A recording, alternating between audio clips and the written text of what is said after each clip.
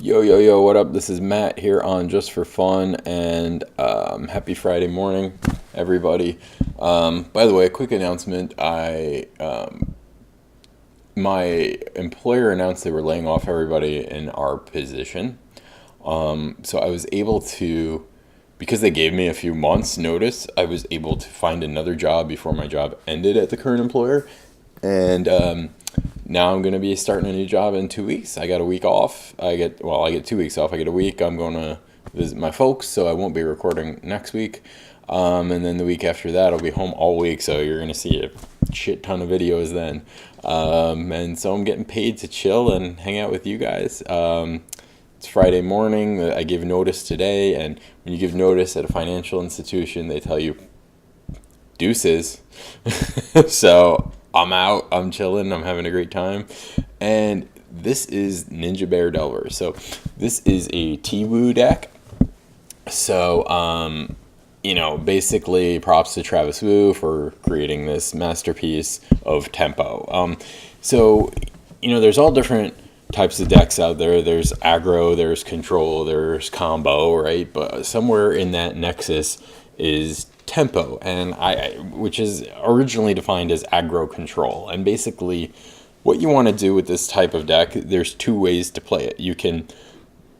There's three ways really. One is you can play a protect the emperor plan, protect the queen, where stick a delver or a bear or whatever, a deck, a threat early and protect that threat and ride it to victory with combos and bounce and all that shit. Or you can just sort of slowly value out your opponent just by slowing them down with things like Vapor Snag, Remand, and Counter Magic, and just eventually win by spending less mana. So basically the whole point of this deck, I know it does technically go up to 6 4-drops, right? But this is really a 2-drop. Realistically, so really you're playing 2 4-drops, which are Cryptic Command, 4 0-drops, and a shit ton of 1s and 2s. And because everything is so cheap, we only have to play 20 lands, and we can really go under what our opponents are doing most of the time and just really slow them down. This is an intensely frustrating thing to play against, especially if you're a new player and you're playing like some awesome green 5-mana 5/5s deck, right? And you're like, yeah, I got these big fucking monsters like Crawworm deck, right? Like, no, this is gonna make you quit Magic if you play against this. So basically, so our threats are 4 Delvers, 4 Bears, which is basically a 1-mana 2/2. It does have that sacrifice ability, but ninjutsu is not a targeted ability. So when you attack with the bear, you can return it with the ninja. So ninja, bear, delver, right? Those are the main threats of the deck. And 4 snappy doos for value and flashing things back and just, making use of all these other awesome spells with blue mana symbols in them.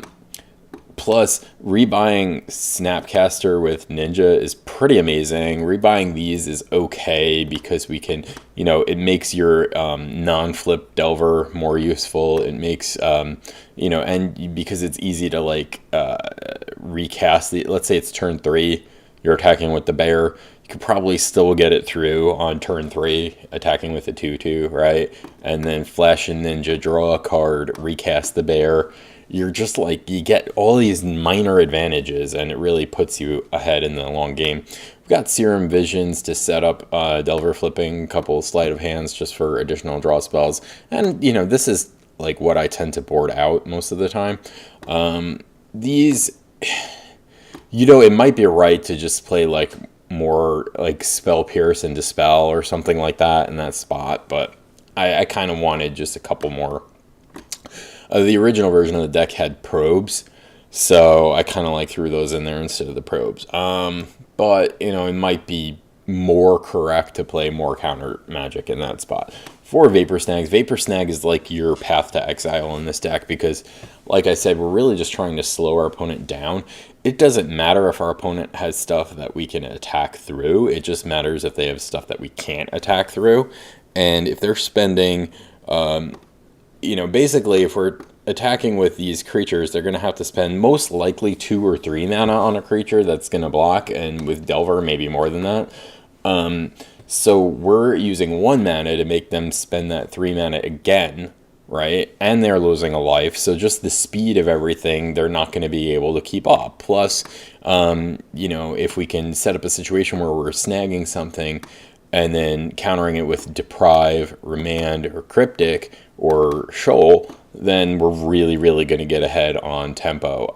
So that's basically how the deck works. It's pretty straightforward. You'll see there's a lot of little questionable plays, and it's kind of hard to play against certain decks. The sideboard makes it a lot easier. Let's talk about this superstar here, Vidalcan Shackles. There are so many decks that just cannot beat this card. It is an insanely overpowered card. The only downside to this card is it gets hit by ancillary artifact removal, but you'll notice in the main deck there are no artifacts, so be very unlikely for somebody to board stuff in. So that's why these are in the board, because game 2 swapping into these against a creature deck and they don't have artifact hate, it's going to be good times for you. Instant speed, gaining control of creatures. Playing mono islands means you're almost always going to be able to steal whatever they're playing. It's modern. People don't tend to play giant things, We've got Dismember for, other problem creatures. Sundrop, there's some decks that just cannot beat Sundroplet. So this is there against burn and tokens and stuff like that.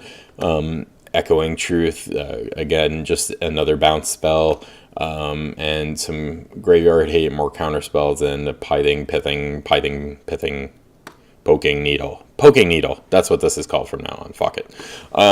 So I hope you guys enjoy. I really, really like this deck. If you couldn't tell, this is actually a really inexpensive deck to put together, except for basically Snapcaster is the only card that costs anything in here. Everything else is quasi free even, so and it's if you're gonna play modern, you should just get these. It took me forever to bite the bullet and buy them, because you hate spending so much money on digital cards or whatever, but you're gonna play these. You're gonna play them in a million decks, so just fucking get them. Just get them. The price might even come down now with the Modern Masters reprint, so we'll see. I doubt it. I doubt it'll come down that far. Maybe a little bit. So get them soonish if you're gonna get them. Anyway, love the deck. Love you guys. Watch, enjoy, peace.